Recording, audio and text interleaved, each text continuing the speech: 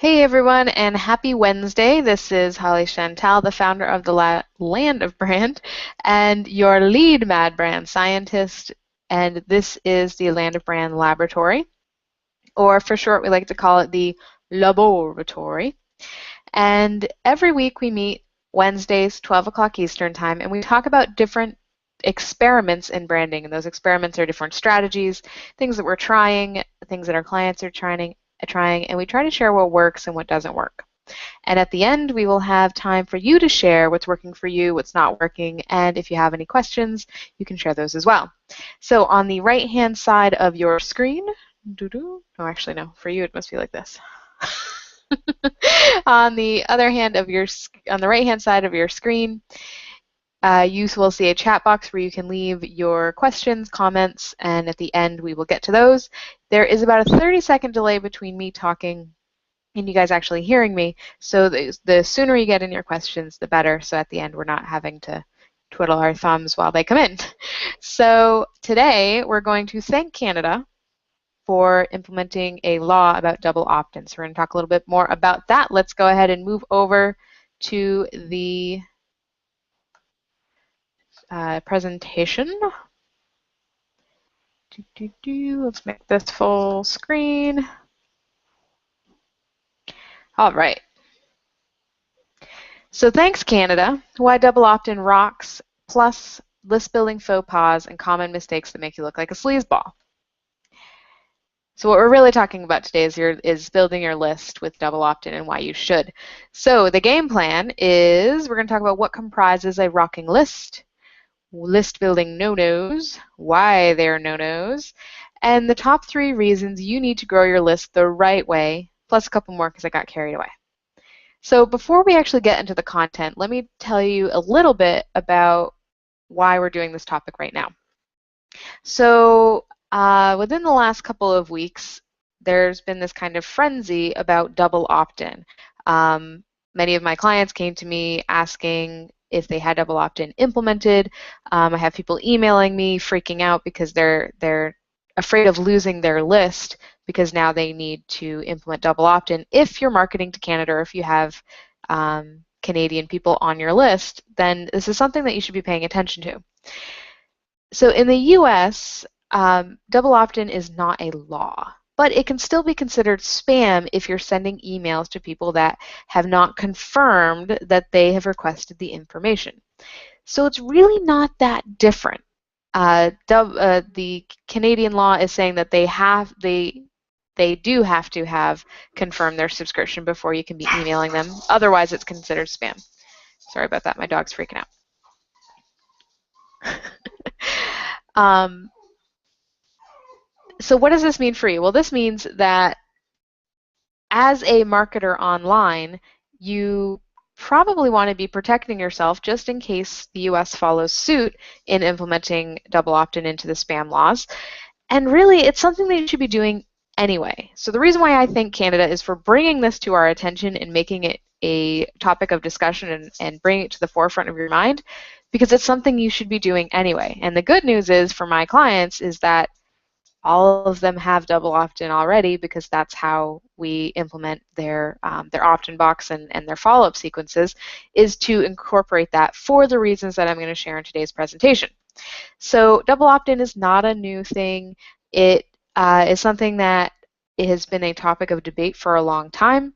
Marketers tend to not like double opt-in, but as a consumer, I prefer it. So we're going to talk about kind of why that is. So first, let me just explain, just in case you're completely lost, what is double opt-in. So when someone comes to your website or to a place where you're marketing yourself and you have a box, a input box that has name and email address, and they click submit, sometimes they're just added to your newsletter, sometimes they receive something for free, that is considered an opt-in. That is considered a single opt-in until they receive an email in their inbox.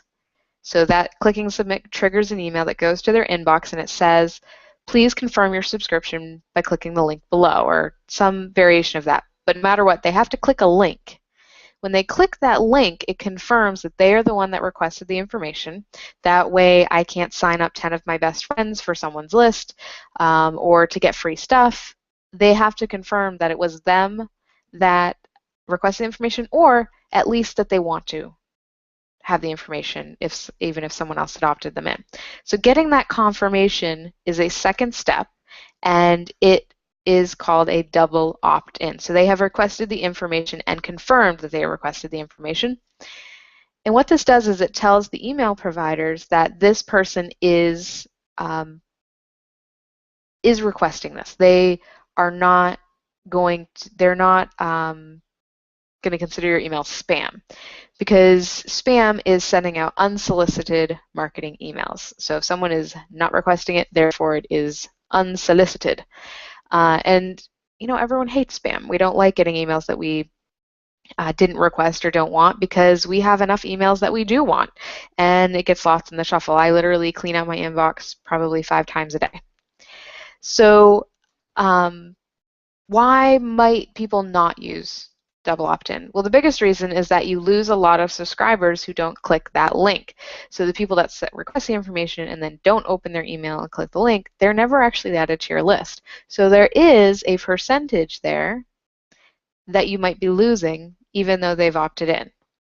And there's ways you can get around that, which are, or not get around it, but influence that number, such as your subject line on the confirmation email, what says in the confirmation email, things like that that you can test and play with in getting that ratio of double opt-in to single opt-in as high as possible. All right, so that is my professor lesson. I'm going to switch hats now. So that was my lesson on double opt-ins. Now let's actually talk about building a list and why double opt-in is really important for you. So real quick, what's a list? So a list are those people that have requested information from you. They've shown interest in what you do. So by them giving your name and email address, I mean, we're in a day and age now where everyone knows that when they give their name and email address, they're going to get marketed to. So if someone is putting their name and email address in on your website, it's basically them raising their hand that they are interested in hearing about what you do. They want that piece of information that you're offering for free, and they know that you're going to follow up with them, and they're interested in hearing what you have to offer. And that's a great thing. Your list is people that want to get to know you before buying your programs. So they do want to hear from you. They do want the follow-up, but they're not quite ready to talk to you yet. So they want to get to know you. They want to understand your style, understand your expertise before they even have that discussion about hiring you. And a list is that elusive thing that all coaches want so badly that sometimes they cheat for it, especially when they're starting out and they have no list. And we're going to talk about kind of those cheater ways to build your list and the pros and cons. So what makes up a great list? A great list is responsive. So that means they are opening your emails, they are clicking through your links, they are actively interested in what you have to say. And it's culture. It's your culture really is your brand. So your list is a community of people that are interested in your brand. You've piqued their interest, you are getting to know them, they like your personality, and you kind of build this community around your brand, and your list is a huge part of that. Last night, I sent out a survey, and you received this survey this morning when I sent out the LOBoratory email. So if you didn't get it last night, then you got it this morning. Sending out a survey to everyone that is in my community, whether you're on the newsletter or you're in the LOBoratory, asking for your questions for a course that I'm creating. The response has been amazing. So this community is not just a list of people that I've gathered or have put into an email database. You guys are awesome. You are a part of the community. You're interested in the landed brand, and you have amazing questions. So we're going to use those questions and the challenges that you brought up. And some of the emails were really, I wanted to reach out personally because some of the questions were just so painful. And that's what you want when you're building a list. That's what you want when you're creating this community around yourself. You want people that are going to respond to your questions, that are going to send you information so that you can really tailor your content and your courses to them. And you want it to be create a culture. So in the LOBoratory, we've really created a culture of this community of sharing ideas, sharing experiments, and sharing real numbers on what works and what doesn't work, and answering your questions. So that is the type of community we're talking about building. And it's not easy. The bottom line is that your list is not a numbers game. A smaller list is going to be more responsive and more tightly knit than a really huge list. It's just how it goes. As your list grows, your responsiveness is going to go down, because that way it is a numbers game. The more people you have, the older your list is going to be, or the less people are actually going to be deeply interested. So having a small list is not necessarily a bad thing. And again, another example, when we did the Brand Bazaar a few months ago, that's the brand telesummit that we host every couple of years. I had people, some of the performers, that's what we call the speakers, the performers, I had people that had lists in the tens of thousands, and I had people that had lists of under 1,000. I actually don't know how many people were on each person's list because I didn't ask. But just from knowing the speakers and knowing who they were, I know kind of where they stand as far as their list building, just because we're friends. The funny thing is that every single speaker brought in the same number of participants for the telesummit. Blew my mind. I thought that, you know, the people that had the 10 to 20,000 subscribers were going to be bringing in a lot more than those that only had a couple hundred. And it was really funny. It was all across the board. Everyone brought in the same, almost very close to the same amount of numbers, within like 10. So it's really interesting to see how small lists are just as responsive. You're going to get the same number of opens, maybe the same number of click-throughs, as if you had a larger list. So what's really important is that you're building it the right way, and that you're building a culture and a community around your brand, and not just playing for numbers. So prepare yourself. We're going to talk a little bit about those cheater ways to build your list. So the next slide may shock or embarrass you, but rest assured, we've all done at least one of these things at one point or another. So if you look at this and you say, oh gosh, I've done that, don't be ashamed.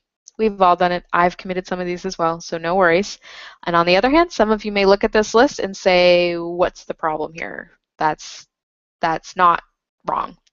And that's why we have time at the end to discuss, because this is my opinion, this is my experience, and you guys might have very different experiences and very different opinions, and that's why this is a community. We're not telling you that this is the right or the wrong way. This is just what the land of brand stands for, and I'd love to hear your input as well. All right, so without further ado, have you tried these moves? You turn off your double opt-in and you add everyone you know to your list. I believe that's how every single person starts their list. They add all of their aunts and uncles, their mother, their cat, their kids, person they met at the grocery store, and they just add everyone to their list and start sending out their newsletter. And part of that's just because when you send out a newsletter or you send out a blog post, you want to be sending it to people. And that's totally valid. However, it's kind of a cheater way to build your list. We're going to talk about why that doesn't really work. You send an announcement to your current customers that you've added them to your newsletter, and that they can opt out later if they prefer. That is in alignment with the CAN-SPAM Act, which is the US spam laws. You just have to have the ability for someone to opt out. But I still think that it's not a good way to build your list. You collect business cards at events. So you go to networking events, you collect business cards like we all do when we go to these events. We're kind of exchanging information, getting to know people. And then you take those business cards and you add them all to your list so that they can learn more about what you do. Last but not least, you surf the net and you find groups of your target market and add them to your list because you know they need what you have to offer. So you go to forums, you go to Facebook, and you go to LinkedIn and you start finding people's email addresses and adding them to your list because you know they need what you have to offer. These are all ways that some marketers implement to build their list and get those numbers up. And in our opinion, these are just not the right moves. They're cheater ways, and they're going to bite you in the behind. So what's so wrong about these? So what's so wrong with adding everyone you know to your list? Well, Aunt Sally probably isn't interested in your coaching business, or maybe she is. Maybe she just wants to, hear about what you're doing in a family-friendly way, not in a I'm going to buy from you way. Your list are potential customers, and if you have that inflated, it's not going to inflate your results. If you're inflating your numbers with people that you just know and that haven't actually actively shown interest in what you're doing, you're going to get frustrated because you're not going to be getting results. You're not going to be selling anything because all those people that are on your list never actually said they were interested. They're just interested in hearing about, what Sally has going on. Announcing to your current customers that you have added them. This is a finer line. Like I said, it is legal in the US, but it is still spam if they didn't ask for it. So if they have not requested to receive this information from you, they should not be getting that information. For example, I purchased a fairly it was quite an investment. I purchased a program from a fellow coach, and she's actually a friend.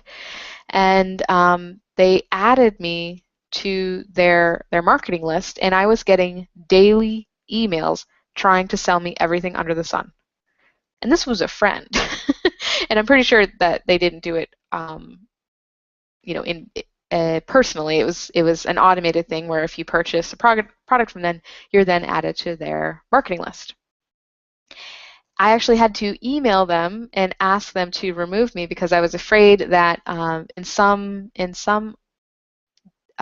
email providers, like Infusionsoft, if you opt out from someone's list or you opt out from their emails, there is a chance that you will never receive an email from them again through Infusionsoft, meaning that I was not going to get my course materials that I had purchased.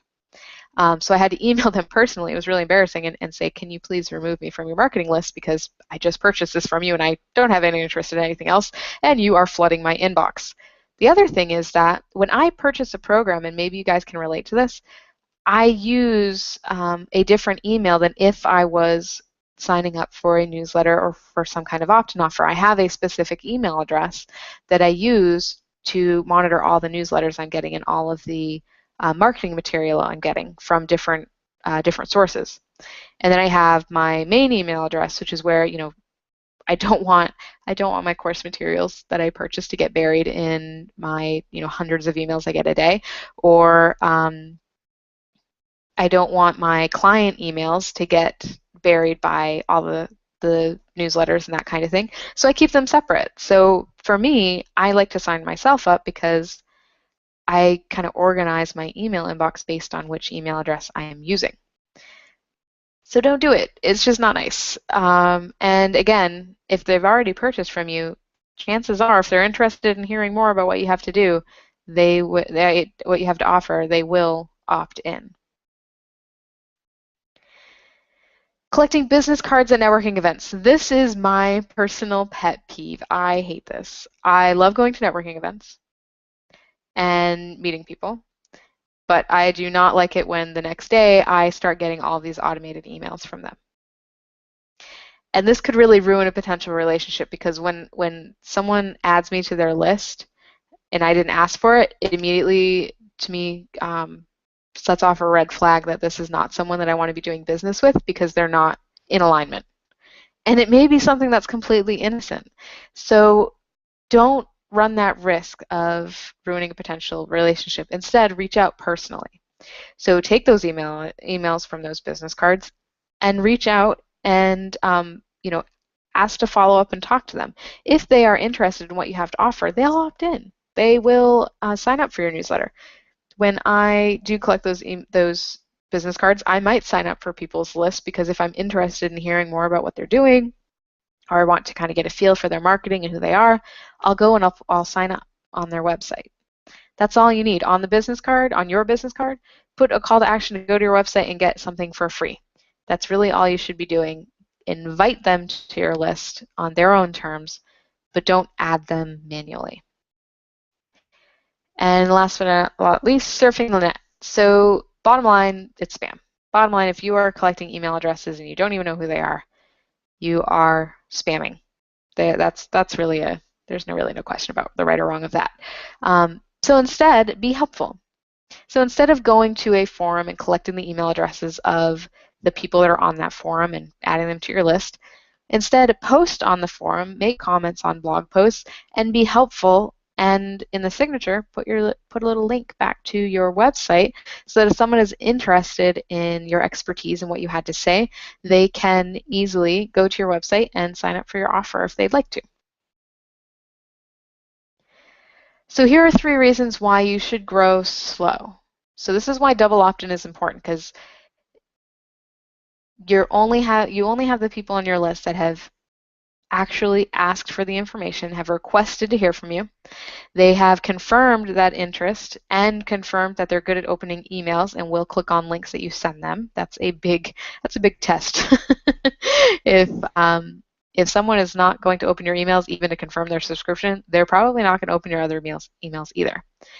So this is why you want to build your list the right way. 1, you pay for your numbers. Most email service providers, Aweber, Constant Contact, MailChimp, Infusionsoft, Entreport, all of those different service providers base their fees on the number of people you have in the database, or the number of emails you're sending out each month. So you're paying for that, and if you're inflating your numbers, you are paying for people that are not interested in what you're doing, and you're going to be losing money. You're also going to get more quality leads. Like I said, being able to open an email and click on a link goes a long way to being someone that's worth marketing to. So the quality leads that you have on your list are the people that are interested in what you have to offer. It's easier to switch email providers. So, for example, a lot of clients come to me and they're using Constant Contact. Constant Contact is a single opt-in provider. I believe you can turn on double opt-in, but most people don't because they're not even aware of, what the difference is. And Constant Contact is not the best email provider / autoresponder for clients, so I usually have them switch to something else, usually Aweber, sometimes MailChimp, sometimes Infusionsoft, depending on their situation. When you switch from a single opt-in to a provider that requires a double opt-in, like Constant Contact to Aweber, you have to ask all of your subscribers to confirm their subscription. This means that you're going to lose a large percentage of your list, because if they didn't get that email, or they didn't check their email that day, or it went to a spam folder and they didn't confirm their subscription, you can't email them anymore. They're no longer on your list. So if you have been double opting in that whole time, you can take that entire list and move them to another provider seamlessly. They won't even know that they moved. And you get to keep all of those people on your list. You're not depending on having a really good open rate and getting people to click on the confirmation link when you move them. And because I got a little carried away, here are a couple more. You'll have much more satisfaction with a responsive list. It is so rewarding when you can send out an email and people actually respond. I sent out that survey yesterday. I remember back in the day when I first started and I'd send out a survey to my list and I would get 1 or 2 responses. So far we've had over 100, and it's been, I sent it out yesterday, I think around 4. So 4 o'clock on a Tuesday. And, we've had 100 people send in their questions and send in which course they're interested in. And here's kind of a funny side note on that. We presented 3 topics and they're completely split down the middle. It's a third, a third, and a third, which is funny because people aren't just choosing all 3 of them. It's very varied on which ones they're choosing, but it's split down the middle which ones you guys are interested in, which is not helping me at all. It's not helping me choose which course I'm going to create, but I will figure that out on my own. But anyway, so having a responsive list is a rewarding feeling. It's great to be able to get that back and forth with your community, and people are opening your emails and people are responding to your marketing offers because they truly enjoy getting to know you and they truly enjoy hearing what you have to say. And that just builds your confidence as a business owner. You're no longer marketing into a vacuum, as we sometimes call it. You're no longer just sending things out and just wondering what's happening. When you have a response like that and you have the back and forth, your business is going to be much more rewarding. And the other thing, this is more strategic, is that your list is more valuable to partners. So again, when you're creating joint venture partnerships, your list is usually a pretty big asset in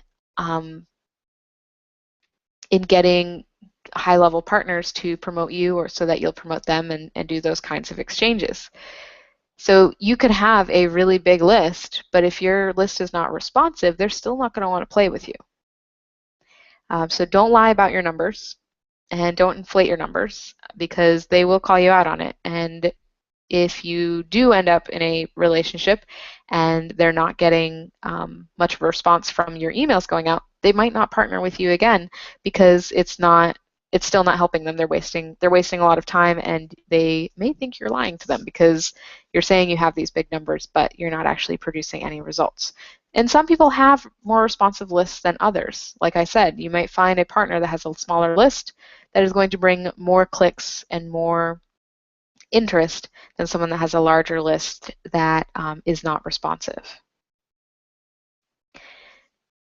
So recap, love your list and it will love you back. So grow slow and don't cut corners because they'll just bite you in the bum later. So make sure that you are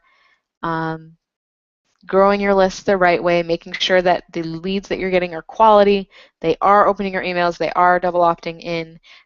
This is a very good thing all the way around. And your satisfaction and results will be so much better in the long run. So having a responsive list is going to make you feel more confident. It's going to allow you to sell more. It's going to make you more valuable to partners. All around, it's going to be a lot better for you than if you are just building a list of people that may or may not really be interested in what you have to do or what you have to offer. I keep saying do instead of offer. Sorry about that. All right, so before we go to questions, so if you have questions or things to add, go ahead and start typing them now into the chat box. So while you guys are catching up to me, because we have about a 30-second delay, I'm going to talk about what we're going to discuss next week. So next week I had a request to do some live website reviews. So this is when we share a screen and I go through volunteers' websites and I give you guys pointers on things that you can implement on your site and or their site that will help them improve their results. So we usually have space for about 4 to 6 volunteers, depending on timing really and how in depth we need to go into their site. So if you would like your website to be reviewed, because you guys are on this call, you get first dibs on those 4 to 6 spots. Email holly@thelandofbrand.com and send me your URL. So the first 4 to 6 people that send me their URL will be on that list to be reviewed next week. You do not need to be present, though it is helpful if you want to ask questions as we're going through. But you don't need to be present, so if you're not going to be here next week, that's fine. I just need 4 to 6 websites to review, and then you can watch the replay later and send me any follow-up questions that you have. So email your URL to holly@thelandofbrand.com. I will only review your website if it is complete. Don't send me things that are in the works or mock-ups. That happen sometimes, and unfortunately I can't include them.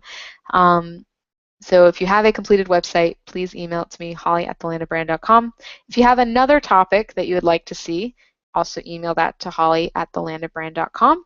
And let's go ahead and move into questions.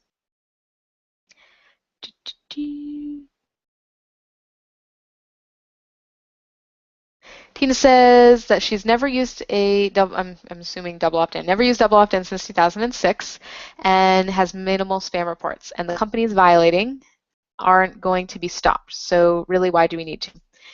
And Tina, this is totally personal preference. I hear what you're saying. And I can't really give, like, this is more of like a probably something for a legal matter. The likelihood, so don't quote me on this, but the likelihood of you getting sued for spam is quite slim. And to be completely honest, whether or not you have double opt-in, you're still going to get those spam complaints. I get spam complaints, maybe once a week. Basically, what that is someone opts out and then they click report this as spam.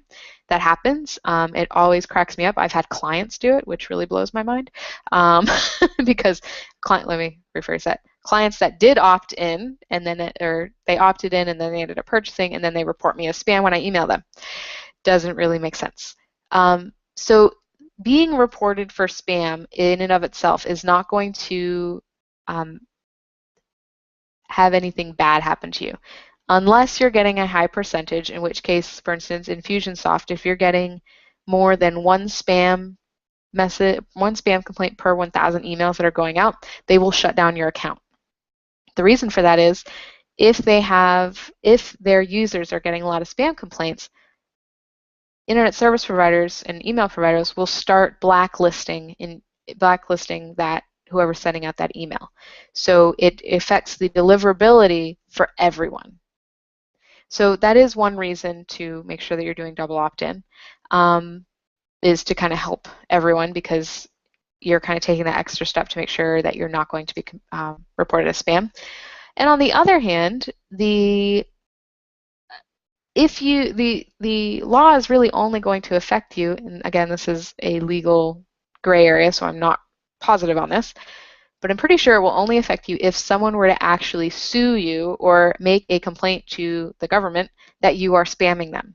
The likelihood of that happening is fairly slim. However, if it did happen, if you have the double opt-in, you can stop it right there in its tracks. If you don't, then you could be paying fines. And really, with the way I look at the law is that this is just ensuring that people are not doing those cheater ways of building their list. If you are building your list the right way, you're letting people opt in, and you're not adding them manually, then you probably don't have to worry about double opt-in as much. The method for how you are collecting your names is important.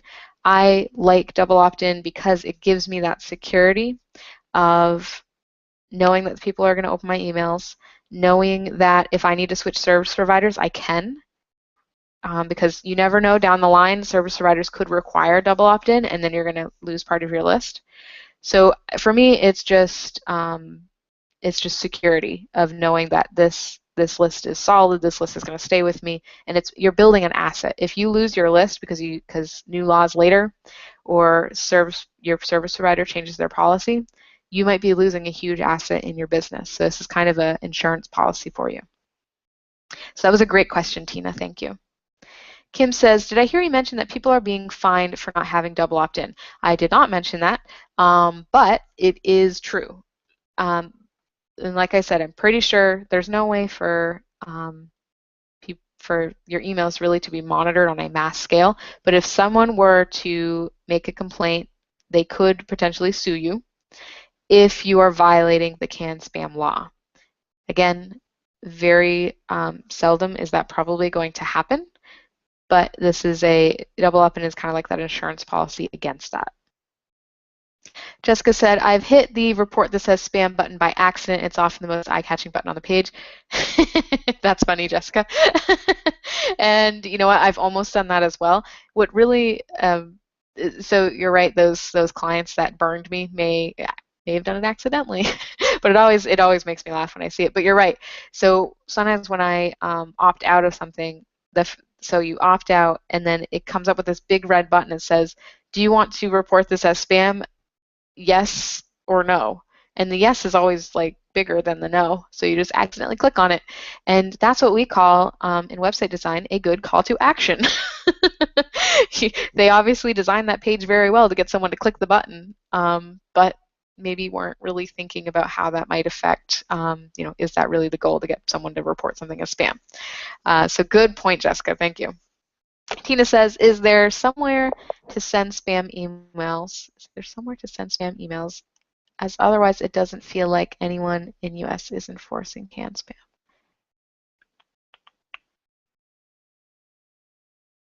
Oh, I think so. Is there any way to report spam? I think is the question that Tina is asking. Um, I don't think anyone is enforcing canned spam on a large scale. Like I said, I'm pretty sure it's more of a private party thing, where if you wanted to, if someone is sending you unsolicited emails, you could contact a lawyer and go through that process of enacting the Canned Spam Act, basically. So yeah, Tina, still not a lot of protection there. But like I said, that's kind of why I'm glad that this thing is happening with Canada, because it's bringing this whole issue to the forefront, so people are actually thinking about it. Because like you said, no one's enforcing it. It kind of is brushed under the rug. But when you start thinking about it, it does make sense. Tina says, and I use Outlook, so not easy or haven't found an easy way to report spam as Outlook use Outlook rules. That's a yeah, I don't know. There might be a plugin. I don't use Outlook, but you might look into like filter plugins. The only thing about that is that sometimes the good emails end up in the spam folder. So usually every couple of weeks, when I remember, I will go through my spam folder and I'll pull out a bunch of emails that people sent me or that I did subscribe for that ended up in my spam filter. So that's something that you need to be aware of as well.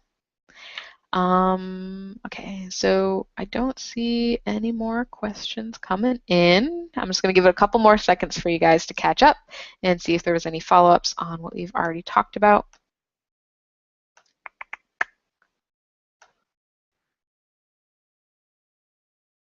Oh, and I'm getting emails with URLs. That's awesome. Thank you. Okay, so I don't see any more questions coming in, so I'm going to go ahead and close down the broadcast. And if you guys have would like your URL, your website to be on the live review next week, email holly@thelandofbrand.com with your URL. If you have any topics that you'd like to see on a future call, email holly@thelandofbrand.com.